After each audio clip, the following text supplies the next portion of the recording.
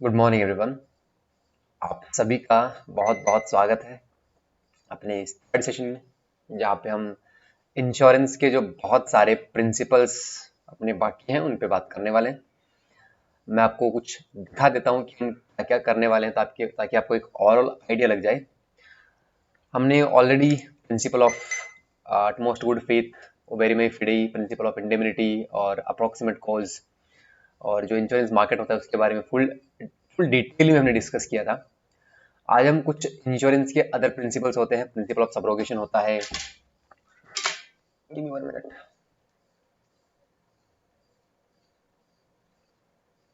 Phone थोड़ा silent पे कर लेता हूँ।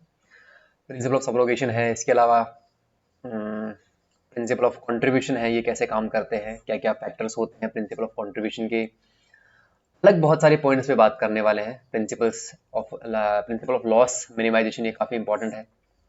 ठीक है। इसके अलावा इंश्योरेंस कंपनी की जो इनकम होती है, अल्टीमेटली जो इंश्योरेंस कंपनीज सरवाइव कर पा रही है और इतने हाई स्केल पे इतनी अच्छी इनकम होती है उनकी, इतना अच्छा रेवेन्यू होता है, इतना अच्छा प्रॉफिट होता है, इतना अच्छा बिटा उनका होता है, और कैसे सरवाइव करते हैं, क्या क्या फैक्टर्स होते हैं उनकी इनकम के, और वो सब पे बात करने वाले।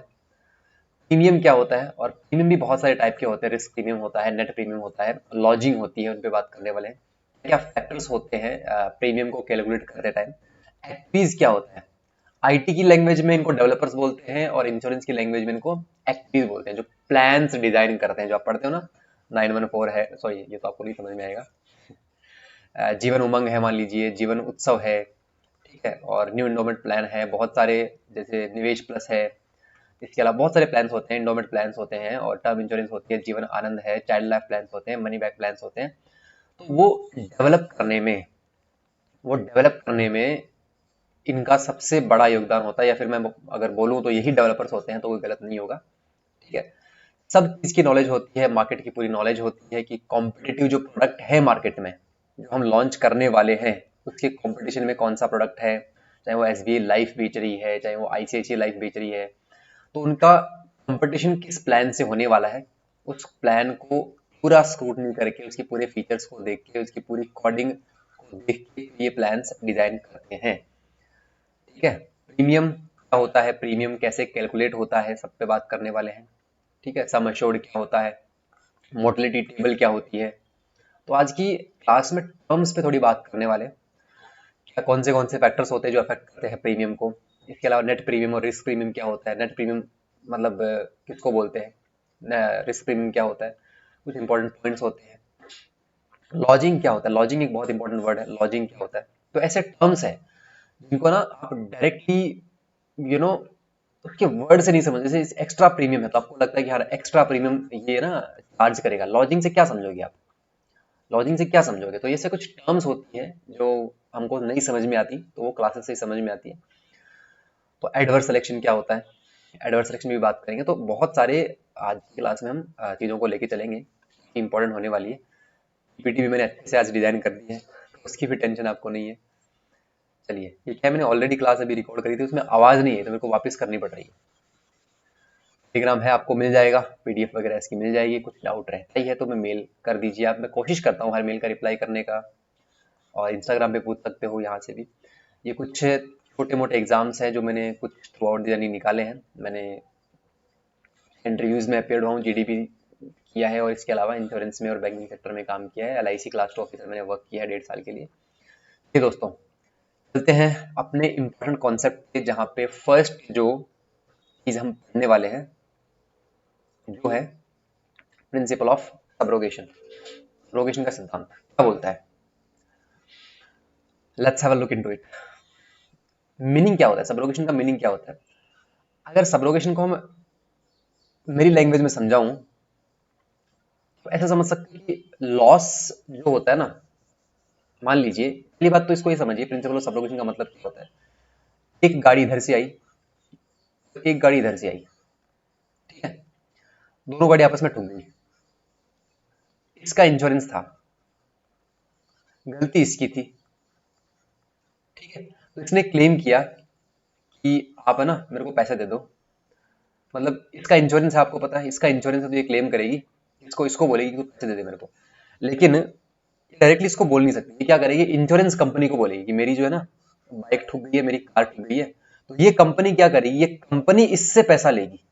ये कंपनी जो है, जिसकी गलती है ना, जिस पर्सन की, जिस इंडिविजुअल की या फिर जिस गाड़ी वाले की गलती है, उससे पैसा लेके, इससे क्लेम सेटल करके, थोड़ा बहुत अपना कमीशन रख के, जो इंश्योरेंस कंपनी है थोड़ा बहुत अपना प्रॉफिट वगैरह वो बचा के, जितना इसका खर्चा हुआ, जितनी इसकी लिमिट थी, उतना इसको पैसा देके काम खत्म कर दी।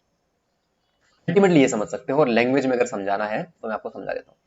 When an accident happens and the insurance company compensate the insured person, compensate the insured person, ये insured है। insured person का मतलब क्या होता है, जिसने इंश्योरेंस ले रखा है, जिसने इंश्योरेंस ले रखा है, ये insured है, ठीक है, insured है। When the accident happens, जब एक्सीडेंट होता है, an insurance company compensate the insured person for the financial loss, जो इसको फाइनेंशियल लॉस होता है, इंश्योर्ड पर्सन को जो फाइनेंशियल लॉस होता है, then the right of the insured persons get transferred to the insurance company, जो राइट है इंश्योर्ड पर्सन का, वो ट्रांसफर हो जाता है किसको, इंश्योरेंस कंपनी को। और इंश्योरेंस कंपनी इसको पैसा देती है। वो कहाँ से लेके देगी, जेब से तो लेके देगी नहीं, वो इसको पकड़ेगी, और इसको पकड़ के जितना भी इसने गलती करी, जितना भी इसका नुकसान हुआ इंश्योर्ड पर्सन का, या फिर जिसने पॉलिसी ले रखी थी उसका, उसका पैसा रिकवर करने के लिए वो इसको पकड़ती है, इससे पैसे लेती है और इसको लौटा देती है, क्योंकि इसके जो राइट्स है ना, इसके पास चले गए।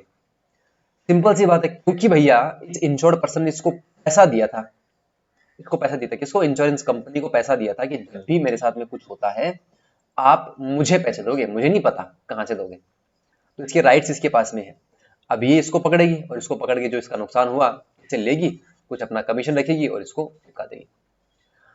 क्यों इसकी जरूरत पड़ी, to avoid double benefit.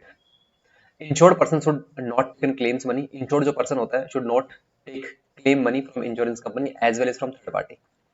मतलब आप समझिए इस चीज को, इसकी जरूरत इसलिए पड़ी क्योंकि ऐसा समझ सकते हो कि अगर मान लीजिए ये जो इंश्योर्ड पर्सन आपका, वो क्या करता है, पैसा इससे भी ले लेता है और इससे भी ले लेता है, ठीक है। तो बोला कि भैया ये इसकी, बोला भैया ये इसके पास क्यों गया, एक मिनट समझना, बोला इसकी जरूरत क्यों, थोड़ा थोड़ा डीपली समझना। तो सर मुझे बात बताओ, ये इंश्योर्ड पर्सन है, इसने पॉलिसी ले रखी थी, ये दोनों आपस में ठुक गए, ठीक है। तो क्योंकि इस इंश्योर्ड पर्सन ने इसको पैसा दिया था, इसको क्यों दिया था, बोला मेरा कभी भी एक्सीडेंट होता है, कभी भी कुछ भी टूट फूट होती है गाड़ी में, आप जो है मेरे को पैसा जो भी क्लेम आता है उसका मुझे दे देना। बोला ठीक है दे देंगे। तो भैया डायरेक्टली आप पैसा दे दो ना, क्योंकि हमने तो आपको पैसा दिया है, प्रीमियम दिया है हमने तो आपको, जो भी इंस्टॉलमेंट होती है, सॉरी, जो भी क्लेम होता है उसकी इंस्टॉलमेंट होती है, उसका पैसा तो हमने आपको दिया है, तो आप हमें डायरेक्टली पैसा दे दो ना। बोला नहीं, हम ऐसा नहीं करेंगे। अगर हम ऐसा करेंगे तो आप क्या पता इनसे भी पैसा ले लो, पहले क्या पता आप इनसे भी पैसा ले लो, जब भी ठुका गलती इसकी थी फॉर एग्जाम्पल, आपने इससे भी पैसा ले लिया और आप फिर मेरे पास भी आ गए, बोला हमें भी पैसा दो, हमारी तो इंश्योरेंस थी। तो डबल बेनिफिट ना हो जाए, इसलिए ये जो इंश्योरेंस कंपनी है ना, वो इस थर्ड पार्टी के पास जाती है, इससे पैसा लेती है और फिर इसको देती है। मैंने आपको पहले ही बताया था, insurance is not for profit making.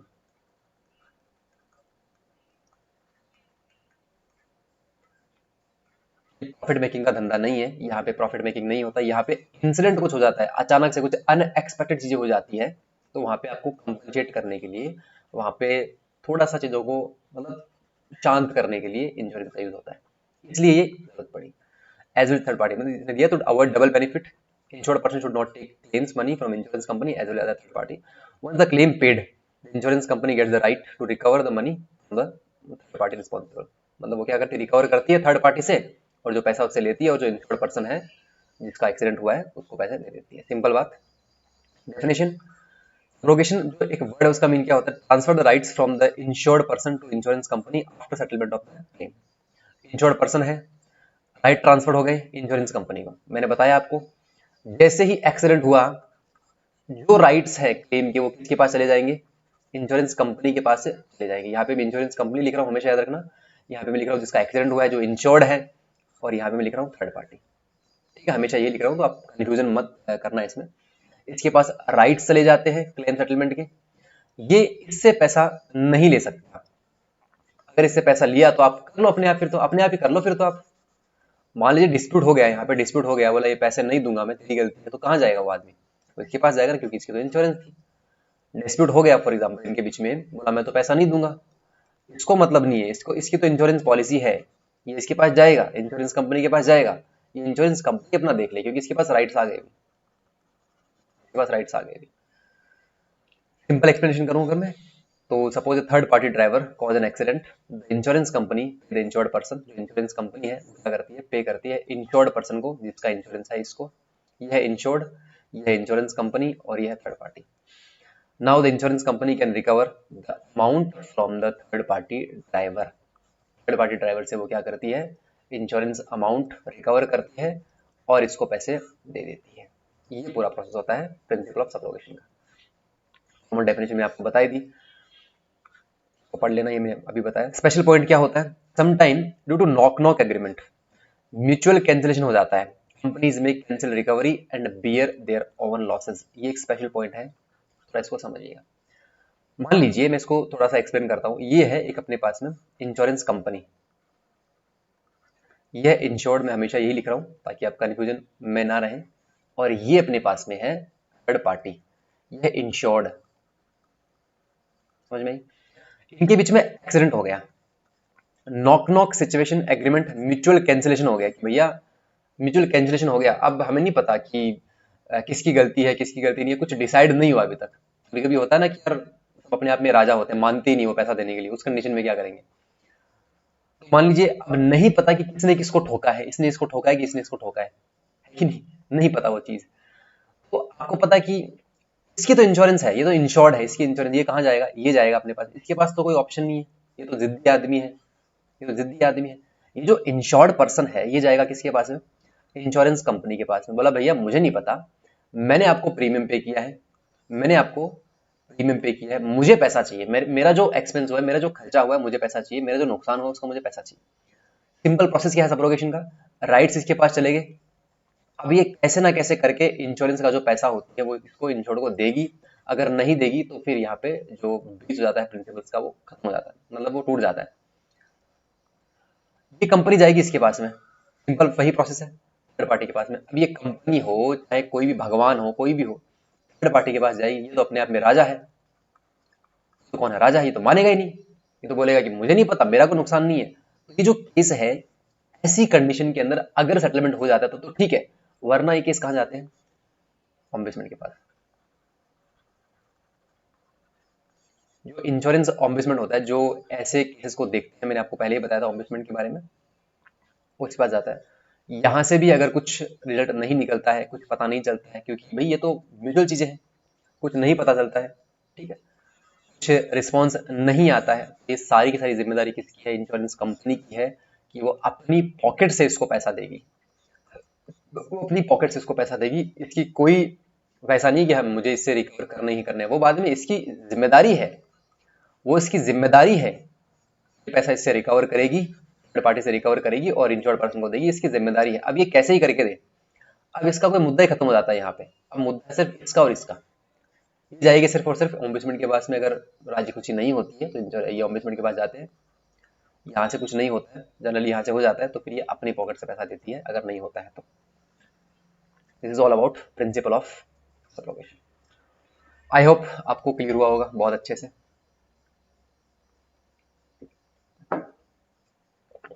Next हम पढ़ते हैं principal of contribution, principle of contribution, योगदान का सिद्धांत। अब मुझे इसमें फीडबैक करके बताइएगा कि आपको चीजें अच्छे से क्लियर वाइट पीपीटी में हो पाती है या नहीं हो पाती है, कुछ एक्स्ट्रा चेंज अगर करना है तो वो भी कर लेंगे, don't need to worry about it, ठीक है। तो देखते हैं इसको,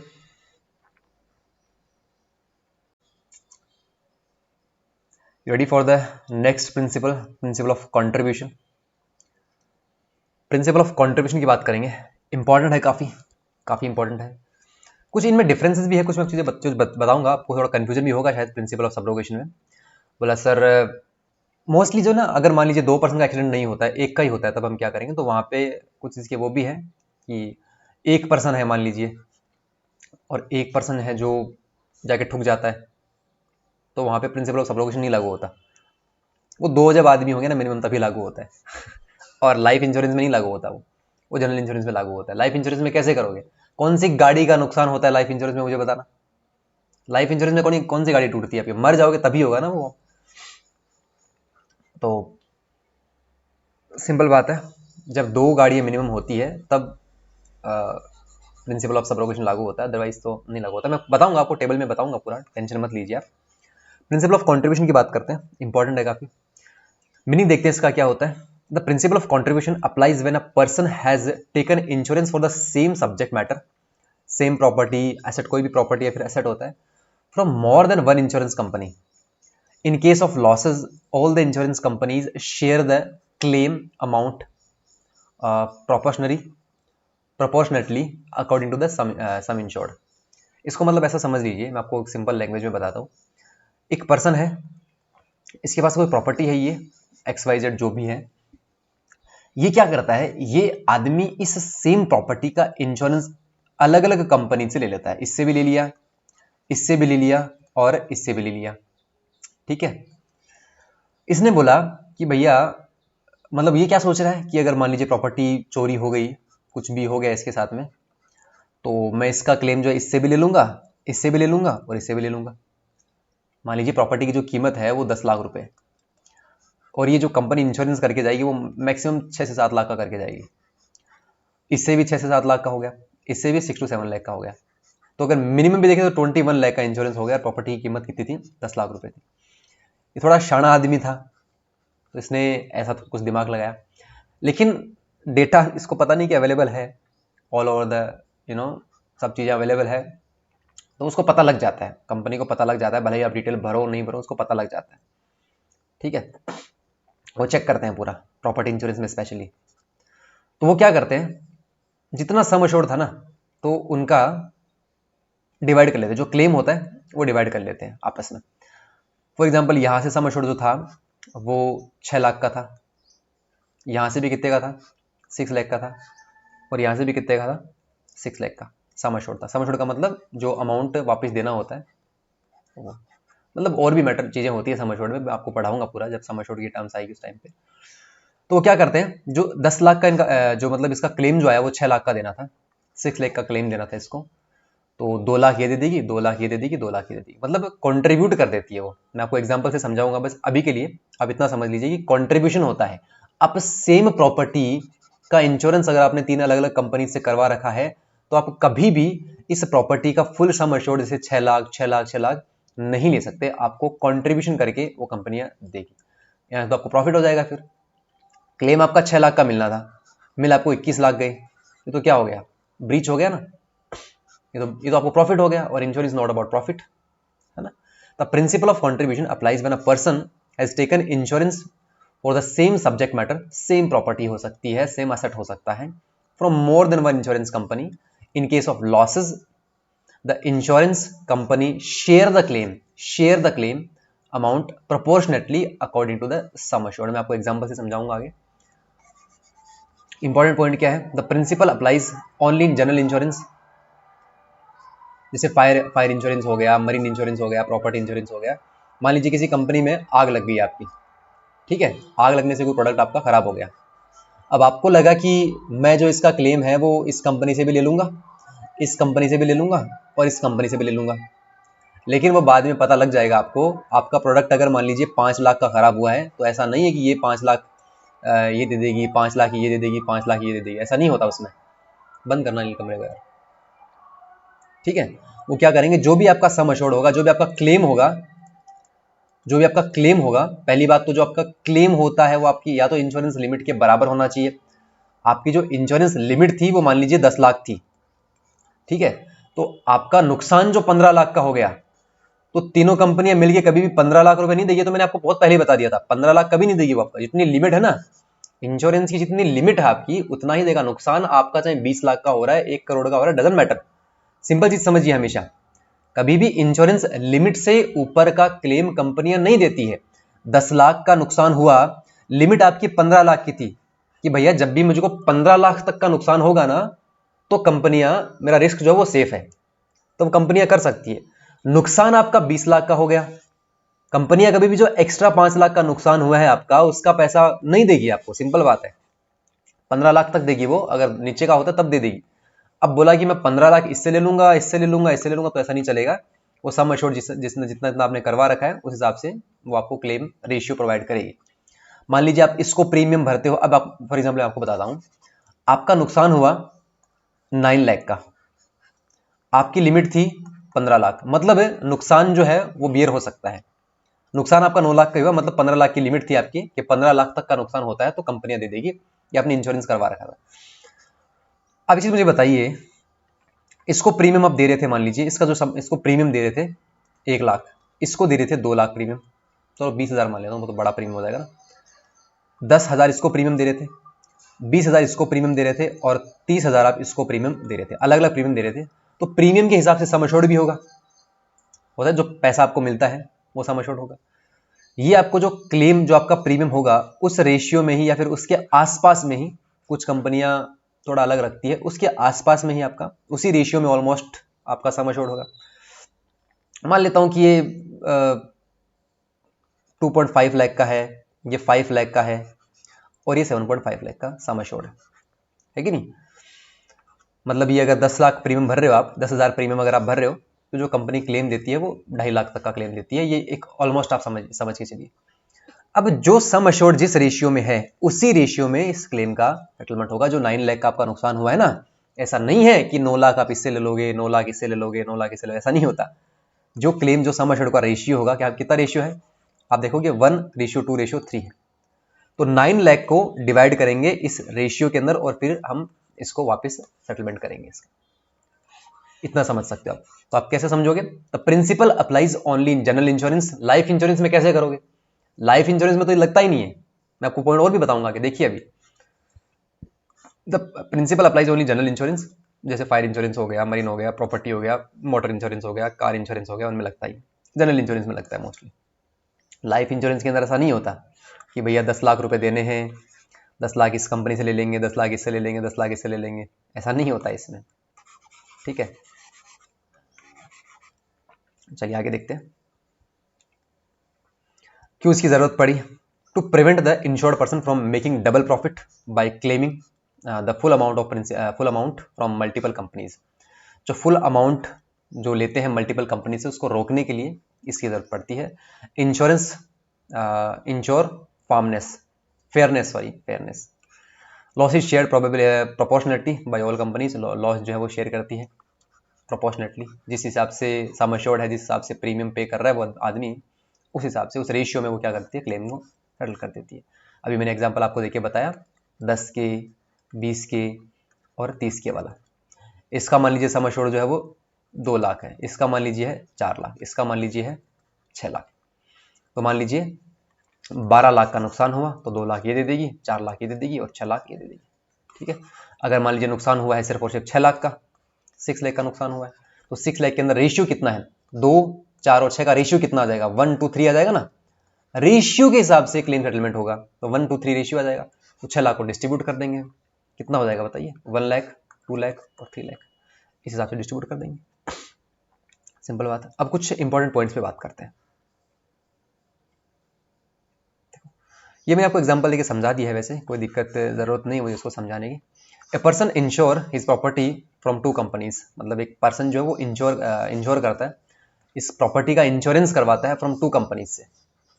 ठीक है, कंपनी ABC है और कंपनी XYZ है। ठीक है, वो इसका इतना इंश्योर्ड करती है और इतना इंश्योर्ड करती है।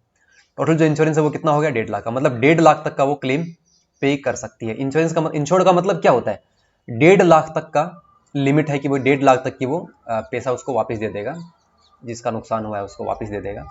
और दूसरी कंपनी ने 1 लाख तक का इंश्योरेंस उसका कर दिया। टोटल जो इंश्योरेंस होगा 1.5 लाख रुपए का हो गया। रेशियो कितना है, 1:2 में। तो suppose there is a loss of 45,000 रुपए का लॉस। मैंने अभी आपको एग्जांपल देके बताया, जब लॉस 45,000 रुपए का होता है तो जिस रेशियो में उनका सम एश्योर्ड था, इसी सम एश्योर्ड, ठीक है, उसी रेशियो में वो क्या कर देगी, क्लेम सेटल कर देगी। तो 15,000 ये दे देगी, 30,000 रुपये ये दे देगी। टोटल जो लॉस हो 45,000 का हुआ, सेटल प्रोपोर्शनेटली सेटल कर दिया इसको। चलिए स्पेशल नोट कुछ देखते हैं क्या कुछ बोला है। काफ़ी इंपॉर्टेंट चीज़ें हैं स्पेशल नोट के अंदर, थोड़ा सा मैं डिटेल में आपको बताऊंगा क्योंकि यहाँ पे कन्फ्यूजन थोड़ा सा अच्छा खासा रहता है। लाइफ इंश्योरेंस कंपनीज के अंदर जो प्रिंसिपल ऑफ कंट्रीब्यूशन है वो डायरेक्टली वैसे अप्लाई नहीं होता। In principle this principle does not apply. इसके कुछ रीजंस हैं। क्या रीजंस है मैं आपको बताता हूँ।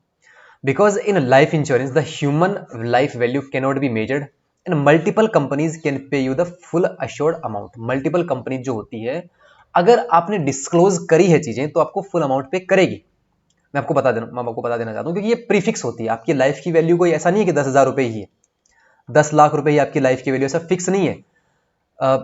आपने जितना पे किया है पैसा, उस हिसाब से आपको पैसा मिलेगा ही मिलेगा। लेकिन बाइक की वैल्यू फिक्स होती है, कुछ भी कोई खर्चा आता है, कुछ एक्सपेंस आता है, उसकी कोई फिक्स मतलब फिक्स वैल्यू होती है उसकी, कि 10 लाख रुपए का खर्चा आया, 5 लाख रुपए का खर्चा आया, कोई कार्गो डूब गया तो उसका $2 बिलियन का खर्चा आया। लाइफ की कोई वैल्यू थोड़ी है, 2 लाख कोई वैल्यू है, 10 लाख कोई वैल्यू है, कोई लाइफ की कोई वैल्यू थोड़ी है।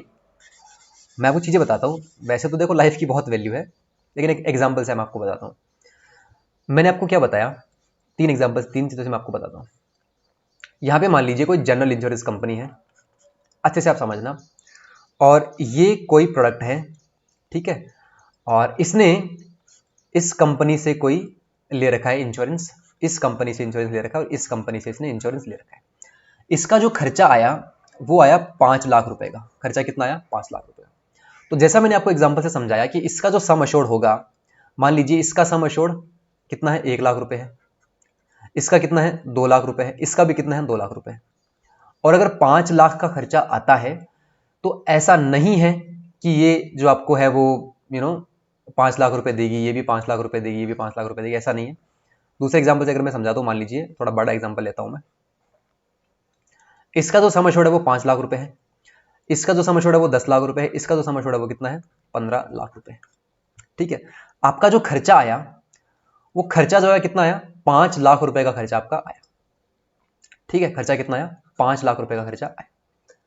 अगर खर्चा 5 लाख रुपए का है तो आपसे ऐसा बोला जाता है कि सर 5 लाख में इससे भी ले लूं, क्योंकि 5 लाख का सम अश्योर्ड है तो 5 लाख तक तो हैंडल कर ही सकता है, 5 लाख तक तो पे कर ही सकता है। और इसका 10 लाख रुपए का सम अश्योर्ड है तो मतलब 5 लाख यहां से भी ले लूंगा, क्योंकि अंडर लिमिट है, लिमिट के अंदर आ रहा है ये। और 15 लाख रुपए का सम अश्योर्ड यहां पे है तो 5 लाख इससे भी ले लूंगा, तो 15 लाख इसको मिल जाएगा। लेकिन इसका नुकसान कितने का हुआ है? 5 लाख का हुआ है। तो ये पॉसिबल नहीं है, क्योंकि लाइफ जनरल इंश्योरेंस या फिर इंश्योरेंस का जो मोटिव होता है कभी भी प्रॉफिट मेकिंग नहीं होता। ठीक है, दूसरी बात, कैसे मिलेगा? रेशियो से मिलेगा। कनेक्ट करेंगे आपस में ये लोग कि हाँ भाई, पता लग जाएगा उनको, नॉर्मल चीजें हैं, इतना डिफिकल्ट नहीं होता पता लगना। रेशियो कितना है? 1, 2 और 3 का रेशियो है। तो 1, 2, 3 के अंदर, इस रेशियो के अंदर जो आपका इसका नुकसान हुआ है उसकी भरपाई कर देंगे। तो 5 लाख को मान लीजिए 6 लाख, 5 लाख का नुकसान हुआ, 5 लाख का नुकसान होता है। रेशियो कितना है? 1, 2 और 3 का रेशियो होता है। ठीक है, 1, 2, 3 का रेशियो होता है। तो यहां से ये पेमेंट कर देगी। मान लीजिए 6 लाख का भी नुकसान हो रहा है, 6 लाख का नुकसान हो रहा है मान लीजिए, इसने 5 लाख का ही ले रखा है यहां से इंश्योरेंस। तो वो चेक करिए रेशियो कितना आ रहा है, 5, 10 और 15 का 1, 2, 3 रेशियो आ रहा है। तो ये दे देगी 1 लाख रुपए, ये दे देगी 2 लाख रुपए, ये दे देगी 3 लाख रुपए। तो इसका काम पूरा हो जाएगा। ठीक है, रेशियो में प्रोवाइड कर देती है पैसा। लेकिन अगर मान लीजिए ऐसा नहीं कि 5-5 लाख रुपए, 6-6 लाख रुपए तीनों से मिलेगा, सर इसकी लिमिट तो 5 लाख ही थी तो 5 लाख तो मैं यहां से ले लूंगा, इसकी लिमिट सर 10 लाख है तो मेरा खर्चा 6 लाख रुपए है तो 6 लाख में यहां से ले लूंगा, इसकी लिमिट 15 लाख रुपए है, 6 लाख मेरा खर्चा आया तो 6 लाख में यहां से ले लूंगा। तो 6 6 12 और 5 17 लाख मेरे को मिल जाएगा। ऐसा नहीं होता, ऐसा पॉसिबल नहीं होता। खर्चे के हिसाब से पैसा देगा। यह है जनरल इंश्योरेंस के बारे में, motor insurance, cargo insurance, fire insurance and all. ठीक है, अगर यही चीज मैं लाइफ इंश्योरेंस की बात करूं, लाइफ इंश्योरेंस की वैल्यू जो होती है ना हमेशा प्री डिसाइड होती है। मान लीजिए ये कंपनी है, लाइफ इंश्योरेंस कंपनी, एक चीज समझिएगा, इसकी वैल्यू प्री डिसाइड होती है। प्री डिसाइड मतलब कि ये आपको पहले ही बता देगा कि अगर आपकी डेथ होती है तो हम आपको 10 लाख रुपए देंगे, अगर आपको पार्शियल डिसेबिलिटी होती है तो हम आपको 3 लाख रुपए देंगे। पार्शियल डिसेबिलिटी का मतलब कुछ टाइम के लिए डिसेबिलिटी, फॉर एग्जांपल कुछ टाइम के लिए आपका हाथ टूट गया, फिर वापस भी जुड़ जाता है, लेकिन हाथ पूरा अलग ही हो गया, जड़ से उखड़ गया, तो वो परमानेंट डिसेबिलिटी आ गई। टांग अगर मान लीजिए कुछ भी ऑपरेशन हुआ है, कुछ भी हुआ है, तो उसको पार्शियल डिसेबिलिटी बोलते हैं। लेकिन अगर टांग अलग ही हो गई, पूरी पैरालाइज ही हो गई और हड्डी पूरी चूर चूर हो गई अंदर से, अब कोई चांस ही नहीं है, मतलब हिल नहीं सकते आप अगले 15-20 सालों तक, उसको बोलते हैं परमानेंट डिसेबिलिटी। उसका कोई पैरामीटर होता है, वो चेक करते हैं जिसकी पार्शियल डिसेबिलिटी है, परमानेंट डिसेबिलिटी है, उनके पास मीटर होते हैं अपने अपने, कुछ कुछ पैरामीटर्स होते हैं जिनसे वो पता लगा लेते हैं कि हम पार्शियल डिसेबिलिटी है कि परमानेंट डिसेबिलिटी है। तो सिंपल बात है, तो बहुत सिंपल बात है पता लगाना। तो 5 लाख हम देंगे, प्री डिसाइड होता है। कॉन्ट्रैक्ट जब बनता है, जब एजेंट आपको समझाता है, जब आप प्रीमियम पे करते हो, तो प्री डिसाइड होता है कि हम डेथ पे इतना देंगे, पार्शियल डिसेबिलिटी इतना देंगे और परमानेंट डिसेबिलिटी इतना देंगे। समझ में आई बात? अब इसके बदले कुछ प्रीमियम पे करेगा, इसके बदले कुछ प्रीमियम पे करेगा। समझ में आई बात? अब मान लीजिए इसने एक लाइफ इंश्योरेंस से और ले रखा है, एक लाइफ इंश्योरेंस से इसने और पॉलिसी ले रखी है, और इसने क्या किया, इसने ये देखा कि भैया, इसने एक्सप्लेन किया कि हम आपको डेथ पे देंगे 20 लाख रुपए, पार्शियल डिसेबिलिटी पे हम देंगे आपको 10 लाख रुपए, और परमानेंट डिसेबिलिटी पे हम देंगे आपको 15 लाख रुपए। और इसने डिस्क्लोज किया है बाकायदा कि मैंने ऑलरेडी, जब ये दूसरी पॉलिसी लेने गया तो इसने ऑलरेडी और अच्छे से डिस्क्लोज किया है कि मैंने भैया एक इंश्योरेंस पॉलिसी और ले रखी है, क्योंकि ये जरूरी है लेना। फॉर एग्जाम्पल, किसी भी रीजन से ये कंपनी क्लेम सेटल नहीं करती है, ये नहीं करती है, तो इसके पास में एक अदर ऑप्शन भी है, इसके पास में एक अदर ऑप्शन भी है, यहां से क्लेम मिल जाएगा। समझ आई बात? तो इसने इसके बदले यहां पर भी कुछ प्रीमियम पे किया, प्रीमियम तो पे करना पड़ता है ना, यहां भी प्रीमियम पे किया, क्योंकि इसकी लाइफ की वैल्यू कोई डिसाइड नहीं है कि भैया मेरी लाइफ की वैल्यू कितनी है या मेरी जिंदगी की वैल्यू कितनी है, तो जितना प्रीमियम पे करेगा वो डिसाइड कर लेगी। यहां पर मान लीजिए ये 10,000 रुपए प्रीमियम पे कर रहा है, यहाँ पे ये 20,000 रुपए प्रीमियम पे कर रहा है, जितना प्रीमियम पे करेगा तो उसको भाई ये डिसाइड नहीं करेंगे लाइफ की वैल्यू, ये खुद डिसाइड करेगा कि मेरी जो लाइफ की वैल्यू मेरे हिसाब से कितनी है, तो उस हिसाब से मुझे कॉर्पस रेडी करना है मेरे मरने के बाद में। Are you getting my point? तो इसने देखा कि मेरी लाइफ की जो वैल्यू है वो 30 लाख तो मिनिमम है, कि मेरी लाइफ की वैल्यू 30 लाख रुपए में मान के चलता हूं, आने वाले 5 साल तक मेरी फैमिली को इतनी डिफिकल्टी नहीं होगी सर्वाइव करने में। तो इसने पैसा दिया है बाकायदा कि 10,000 रुपए मैं यहां दे रहा हूं, महीने के साल के जो भी है 20,000 रुपए मैं यहां दे रहा हूं, ताकि मुझे अगर बाई चांस यहां से क्लेम नहीं मिला तो यहां से मिल जाएगा। और ये डेफिनेट सी बात है कि चाहे आपने 1000 कंपनियों से लाइफ इंश्योरेंस ले रखा है, हर कंपनी आपको पे करेगी, हर कंपनी आपको पे करती है, अगर आपने डिस्क्लोज किया है तो। और डिस्क्लोज तो करते ही, ऑब्वियस सी बात है, डिस्क्लोज तो करते ही, तो इससे फर्क नहीं पड़ता, क्योंकि ये पैसा दे रहा है अपनी लाइफ का। ये प्रीफिक्स करते हैं कि भैया कोई बात नहीं, आपने 10,000 रुपये आप यहां दे रहे हो, यहां से भी पैसा मिलेगा, यहां दे रहे हो, यहां से भी पैसा मिलेगा, यहां दे रहे हो, तीसरी कंपनी से ले रहे हो, यहां पे भी कुछ फिक्स वैल्यू होती है कि अगर आप 30,000 रुपये प्रीमियम पे कर रहे हो, हम 40 लाख रुपए आपको देंगे, हम 50 लाख देंगे, हम 60 लाख देंगे, वो अलग अलग डिसेबिलिटी पे सब देंगे, तो वो पहले से फिक्स होता है। और अलग अलग कंपनीज को अगर आप प्रीमियम पे कर रहे हो तो सारी कंपनीज, रेशियो में नहीं, सारी कंपनीज आपको पूरा पैसा करेगी। डेथ होती है, 10 लाख यहां से भी मिलेगा, 20 लाख यहां से भी मिलेगा, अगर 40 लाख का डेथ बेनिफिट यहां पे है तो 40 लाख का डेथ क्लेम यहां से भी आपको मिलेगा, क्योंकि आपने इसको 30,000 रुपए दिए हैं प्रीमियम के, है कि नहीं? तो ये लाइफ इंश्योरेंस के अंदर होता है। अगर मैं हेल्थ इंश्योरेंस की बात करूं तो हेल्थ इंश्योरेंस के अंदर वही बात कि नहीं मिलता अलग अलग कंपनी से। हेल्थ इंश्योरेंस में अगर मैं देखूं, मान लीजिए आप हार्ट टूट गया, आपका खर्चा हो गया, डेथ तो यहाँ पे होती है, डेथ पे तो मिलता नहीं, डेथ पे तो लाइफ इंश्योरेंस होती है। हेल्थ इंश्योरेंस पे आपने देखा कि भैया मेरा 5 लाख का खर्चा हो गया, मैंने 2-3 कंपनी से हेल्थ इंश्योरेंस ले रखा था। थोड़ा समझिए, थोड़ा एक्सप्लेन करता हूं मैं अच्छे से।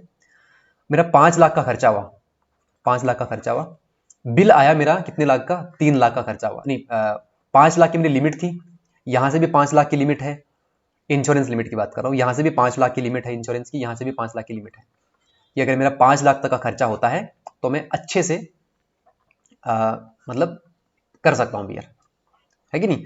खर्चा आपका, जब आपका हार्ट टूटा तो खर्चा आपका मान लीजिए कितना आया, 3 लाख रुपए खर्चा आया, अंडर लिमिट है, 5 लाख की लिमिट थी और 3 लाख का खर्चा आया, तो हो सकता है।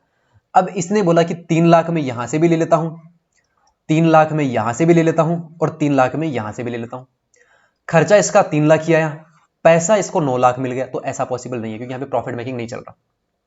प्रॉफिट मेकिंग, ये प्रॉफिट मेकिंग नहीं है यहां पे, ये तो वैल्यू है लाइफ की, ये तो डेथ होने के बाद में फैमिली का सर्वाइव होगा, फैमिली की जरूरतों के हिसाब से ले रखा है। ये कोई यहाँ पे प्रॉफिट मेकिंग थोड़ी चल रहा है, यहाँ पे तो एक फिक्स वैल्यू है। उसने अपनी लाइफ की वैल्यू लगाई कि मुझे मेरी फैमिली को 10 साल तक पालने के लिए, इस बंदे ने, इस बंदे की बात कर रहा हूं मैं, 10 साल तक सर्वाइव करने के लिए मुझे 50 लाख की जरूरत है। अगर मैं 50 लाख रुपए का इंश्योरेंस एक ही कंपनी से करवा लेता हूं तो क्या पता वो क्लेम दे नहीं दे। तो इसने अलग अलग डाइवर्सिफाई कर दिया अपने पोर्टफोलियो को, अलग अलग लाइफ इंश्योरेंस से ले लिया। तो वहाँ पे अच्छा चांसेस होता है कि अगर यहाँ से नहीं मिला 10 लाख रुपए, कोई बात नहीं, 20 लाख रुपए, 40 लाख रुपए, 60 लाख तो कम से कम यहाँ से मिलेगा। लाइफ इंश्योरेंस के अंदर ये एप्लीकेबल होता है, लेकिन डिस्क्लोज करना पड़ेगा सबको भैया। हेल्थ इंश्योरेंस के अंदर तो फिर 3-3 लाख रुपए सबसे ले लिया तो ये 9 लाख रुपए चला गया। ऐसा नहीं होता है। फिर यही भी रेशियो के अंदर जितना प्रीमियम आप पे कर रहे हो, जितना आपका सम एश्योर्ड है, उस रेशियो के अंदर ही वो आपका क्लेम पूरा करेगी और 3 लाख ही करेगी। ठीक है, पूरा 3 लाख ही करेगी, 9 लाख रुपए वो नहीं देगी आपको, 9 लाख रुपए वो आपको नहीं देती है। क्योंकि अल्टीमेटली आप ये चीज ध्यान रखो, अगर प्रॉफिट हो रहा है ना वहां पे, कुछ फॉल्स इन्फॉर्मेशन या फिर कुछ प्रॉफिट मेकिंग चीजें चल रही है, तो वहां पे रूल्स ब्रेक हो जाते हैं। इसलिए ये चीजें थोड़ी समझनी जरूरी है। लाइफ इंश्योरेंस में आप समझ गए होंगे क्यों जरूरी है, क्यों देती है। चलिए, principle of subrogation and contribution को थोड़ा सा देख लेते हैं। These principle do not apply to personal accident policy. Personal अगर एक्सीडेंट होता है, मैंने आपको सब्रोगेशन का क्या बताया था कि वहां पे इंश्योरेंस कंपनी की जिम्मेदारी होती है कि वो थर्ड पार्टी से पैसे लेके इसको दे। इंश्योर्ड है ये, मैं हमेशा इंश्योर्ड को बीच में बना रहा हूं, ये इंश्योरेंस कंपनी, इंश्योरेंस कंपनी है ये, और ये है थर्ड पार्टी। इन दोनों का एक्सीडेंट हुआ है, जो पहले मैंने डायग्राम बनाया था वही लेके चल रहा हूं। आप समझ पा रहे हैं बात को। इसने क्या बोला कि पर्सनल एक्सीडेंट के अंदर प्रिंसिपल ऑफ सब्रोगेशन और प्रिंसिपल ऑफ कंट्रीब्यूशन नहीं होता है। क्यों नहीं होता? क्योंकि जब सब्रोगेशन की बात करते हैं तो भैया जब थर्ड पार्टी होगी ही नहीं, थर्ड पार्टी जब होगी ही नहीं, पर्सनल एक्सीडेंट का मतलब क्या होता है? खुद अकेले में एक्सीडेंट हो गया, मैंने आपको ऑलरेडी बताया। जब थर्ड पार्टी होगी ही नहीं तो ये किससे तो क्लेम लेगी और किसको देगी? तो ये जो थर्ड पार्टी अगर होगी ही नहीं, अगर खुद एक्सीडेंट हो रहा है और कुछ डेथ होती है या फिर पार्शियल डिसेबिलिटी होती है, तो ये आपस में सल्ट लेते हैं इसको। ये अगर होगी ही नहीं तो कैसे करेंगे? तो पर्सनल एक्सीडेंट के अंदर प्रिंसिपल ऑफ सब्रोगेशन लागू नहीं होता, ये बात हमेशा याद रखिएगा। लाइफ इंश्योरेंस में भी लागू नहीं होता है, मैंने आपको बता दिया। प्रिंसिपल ऑफ कंट्रीब्यूशन कैसे लाइफ इंश्योरेंस में लागू होगा? अलग अलग पे कर रहा है वो, 10,000 इस कंपनी को पे कर रहा है लाइफ इंश्योरेंस में, 20,000 वो इस कंपनी को पे कर रहा है लाइफ इंश्योरेंस में, 30,000 वो इस कंपनी को पे कर रहा है लाइफ इंश्योरेंस में। यहां से क्लेम मिलेगा, यहां से क्लेम मिलेगा, यहां से क्लेम मिलेगा, तीनों क्लेम खाएगा वो। पूरी उसकी जो लाइफ है, पूरी जो उसकी फैमिली है, वो खाएगी पूरा का पूरा क्लेम, है कि नहीं? लाइफ इंश्योरेंस के अंदर प्रिंसिपल ऑफ सब्रोगेशन और प्रिंसिपल ऑफ कंट्रीब्यूशन लागू नहीं होता है, ये बात हमेशा याद रखिएगा। सब्रोगेशन का मतलब कैसे? मान लीजिए किसी आदमी ने इसकी डेथ कर दी, किसी आदमी की वजह से इसकी परमानेंट डिसेबिलिटी हो गई, वो तो फिर हो गया ना, अभी पर्सनल एक्सीडेंट हो गया, वो तो पर्सनल कैसे हुआ फिर? वो तो फिर वो हो गया ना, क्या बोलते हैं, थर्ड पार्टी आ गया उसमें। तो थर्ड पार्टी आ ही गया तो इससे पैसे लेके, जो अपने अपना इंश्योरर है वो इससे पैसे लेके देगी ना इसको। तब तक थर्ड पार्टी नहीं है, अकेले में अगर उसका एक्सीडेंट हो रहा है, खुद की वजह से हो रहा है, तो आराम से खाएगा तीनों कंपनी से, कोई दिक्कत की बात नहीं है। These principle are linked with principle of indemnity. भाई बिल्कुल सही बात है। कंपनसेशन फॉर एक्चुअल लॉस का कंपनसेशन होना चाहिए। ऐसा नहीं कि आप प्रॉफिट मेकिंग कर रहे हो वहां पे। Since the life insurance has and personal accident insurance are not contracts of indemnity, they provide the fix sum assured and not actual loss amount. क्योंकि आपको पता है कुछ एक्चुअल लॉस तो होता नहीं है, फिक्स अमाउंट होता है लाइफ इंश्योरेंस के अंदर। This principle do not apply. Subrogation and contribution apply only to general insurance, मैंने आपको बताया। Fire, marine and motor insurance पे लागू होता है। बहुत इंपॉर्टेंट चीजें हैं ये, और ध्यान में इनको रखना जरूरी है। आप समझ पा रहे हैं जवानों बात को? आई होप समझ पा रहे होंगे। चलिए, principle of loss minimization important है प्रिंसिपल, काफी इंपॉर्टेंट प्रिंसिपल है। इसकी डेफिनेशन को समझते हैं, क्या बोलता है definition? It is responsible of insured to take all possible precautions to minimize the loss of the insured property. Loss minimization का मतलब बिल्कुल मत समझना कि आपने इस प्रॉपर्टी का इंश्योरेंस कर दिया और इस मकान का मान लीजिए इंश्योरेंस आपने कर दिया, इंश्योरेंस इस प्रॉपर्टी पे फिर आग लग गई, आप दिमाग में सोच रहे हो कि भैया इस प्रॉपर्टी का तो मेरे पास इंश्योरेंस है, आग लगने दो, क्यों मैं फायर ब्रिगेड को फ़ोन करूं, क्यों मैं किसी को फ़ोन करूं कि इसको आगे बुझाए? नहीं, इंश्योरेंस कंपनी तो पूरा पे करेगी। अगर इंश्योरेंस कंपनी को ऐसा लगा कि आपने प्रॉपर प्रिकॉशंस नहीं लिए थे या फिर प्रिंसिपल ऑफ लॉस मिनिमाइजेशन का यूज़ आपने नहीं किया था, तो शायद हो सकता है कि वो आपका क्लेम नहीं दे। वो बहुत रिसर्च करती है, वो बहुत वेल ट्रेंड लोग होते हैं। तो आप इस चीज़ के बारे में बिल्कुल मत सोचिएगा। हमारे जैसे केसेस लल्लू आदमी उनके पास रोज पहुंचते हैं। प्रॉपर्टी आपको पता है, कुछ कुछ लोग होते हैं ना जो पुराना घर हो जाता है, उसका इंश्योरेंस पहले से करवा रखा होता है, उनको लगता है कि यार अभी 10 साल 20 साल पुराना तो हो ही गया, इंश्योरेंस मैंने कब का ले रखा है, तो एक काम करता हूँ, आग लगा देता हूँ इसको, पैसा तो कंपनी भर ही देगी। ऐसा नहीं है, थोड़ा सा पता लग गया ना इंश्योरेंस कंपनी को तो वो पूरा खराब कर देती है काम। ये आपकी रिस्पॉन्सिबिलिटी है to insured to take all possible precautions to minimize the loss. भाई अगर आग लगी है, पानी लगा दो, बुझा दो, एक तो पूरा खराब होगा तो लॉस ज्यादा होगा, तो इंश्योरेंस कंपनी को ज्यादा पे करना पड़ेगा। मान लीजिए लिमिट आपकी 10 लाख की है, थोड़ी सी आग लगी तो 1 लाख का नुकसान हुआ, इसको बुझा देते तो कंपनी को 1 लाख ही देना पड़ता, क्योंकि अंडर लिमिट चीजें आ रही है। लेकिन आपने आग नहीं लगाई, आपने आग बुझाई नहीं, चल रहे हो, कम से कम पूरा करते करते 3-4 लाख का नुकसान हो गया, 3 लाख का नुकसान हो गया। आपको क्या लगा कि कंपनी पे कर देगी? कर तो देगी वो, थोड़ा सा भी इसको नुकसान पता लगा ना इसको कि बेकार आदमी है, वो कुछ पे नहीं करेगी। तो पॉसिबिलिटी है, सॉरी, ऑल पॉसिबल प्रिकॉशंस आपको लेने हैं लॉस मिनिमाइज करने के, कम करने के, लॉस मिनिमाइजेशन का सिद्धांत है ये। Explanation, even after taking insurance the insured person should act responsibly, मतलब उसको रिस्पॉन्सिबिलिटी से एक्ट करना है। ऐसा नहीं है कि हाँ मैंने तो जो भी, चलो ठीक है इंश्योरेंस कंपनी देख लेगी, चलने तो जो चल रहा है, ऐसा नहीं होता। They should try to reduce the damage और prevent further loss when an accident happens. जब भी कुछ होता है तो पूरा प्रिकॉशंस उसको लेना है, पूरा उसको देखना है। एग्जाम्पल से समझाता हूँ। If a fire start in insured house, मान लीजिए कोई हाउस है और इंश्योर्ड हाउस है, उसमें कोई फायर स्टार्ट होती है, the owner must call the fire brigade और use water to control fire insurance of letting the property burn completely. Fire insurance को फायर को फोन करना है, प्रॉपरली बुझाना है उसको, ऐसा नहीं कि जलने दो, चल रहा है चलो कोई बात नहीं, इंश्योरेंस कंपनी है पे कर देगी, ऐसा नहीं चलता है। रिस्पॉन्सिबिलिटी है अपनी। The insured has an equal duty to minimize loss, जो इंश्योर्ड है उसके पास प्रॉपर ड्यूटी है उसकी तो मिनिमाइज करे लॉस को। Insurance is not license for negligence, insurance negligence का लाइसेंस नहीं है। ऐसा नहीं है गुरुजी ये जल रही है जलने दो, इंश्योरेंस देख लेगी, नहीं, आपकी पूरी जिम्मेदारी है कि पूरा उसको टेक केयर करो जितना हो सकता है। और की फ्रेज क्या है? Precautions is better than cause. ठीक है, ये इसका एक, ये मैंने आपको बताई। चलिए देखते हैं इंश्योरेंस कंपनीज की इनकम कैसे होती है, हाउ इंश्योरेंस कंपनीज अर्न, कैसे वो पैसा कमाती है, कैसे अर्न करती है पैसे को, उसको देखते हैं। ठीक है, चलिए।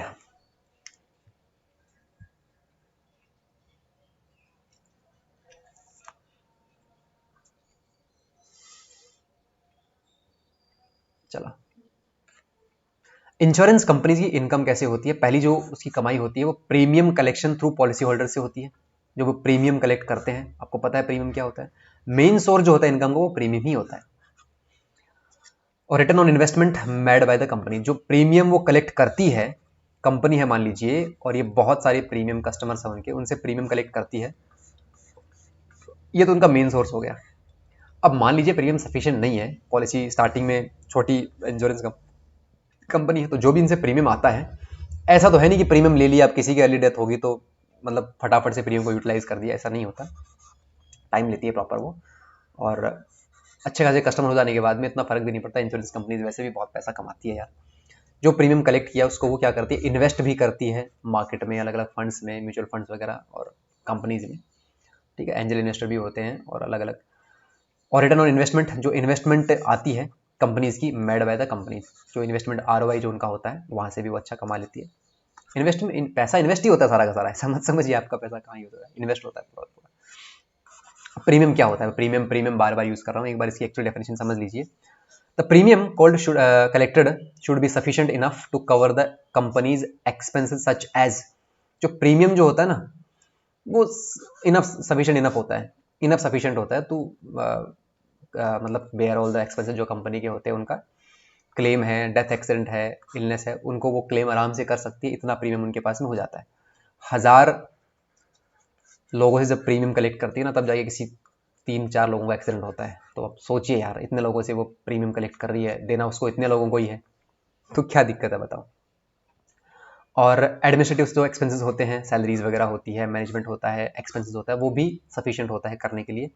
इंफ्रास्ट्रक्चर कॉस्ट होती है, ऑफिस टेक्नोलॉजी एंड जो सर्विस होती है, तो जब premium collected should be sufficient enough to cover the companies expenses such है, जो प्रीमियम होता है वहीं से सब चीजें करेक्ट होती है, क्लेम्स वगैरह वहीं से सेट होते हैं, जो अदर एक्सपेंसेस होते हैं, एडमिनिस्ट्रेटिव जो एक्सपेंसेस होते हैं वहाँ वो भी कवर होते हैं, ये भी होता है। सो premium is not just income but also use for meeting expenses and further obligations. Premium जो होता है वो सफिशिएंट होता है, ठीक है, ये सब करने के लिए, administrative expenses and all things. चलिए एक चीज मैं आपको बता देता हूँ, एक्चुअलीज क्या होता है। मैं पूरी क्लास ऑलरेडी रिकॉर्ड कर चुका था, लेकिन बाद में पता लगा कि आवाज ही नहीं आ रही, तो मेरे को वापस रिकॉर्ड करनी पड़ रही है। ठीक है, कुछ एक्सपेक्ट करके नहीं चल रहे, कुछ भी हो सकता है लाइफ में, अनएक्सपेक्टेड थिंग्स कैन हैपन।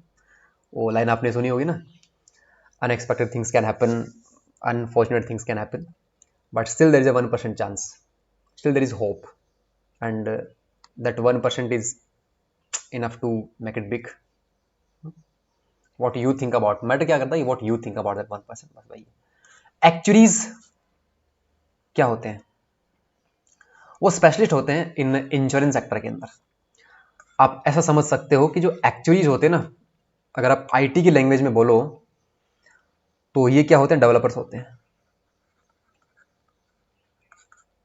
ये डेवलपर्स होते हैं, और यही सारे के सारे प्लान्स को क्या करते हैं, अच्छे से बनाते हैं। वो सब देखते हैं आसपास में कि किसके प्लान्स अच्छे हैं, कौन अच्छा कर रहा है, और समझ रहे हो आप बात को। एक्चुअली इसका एक्चुअल मतलब क्या होता है, स्पेशलिस्ट होते हैं इन इंश्योरेंस सेक्टर के अंदर।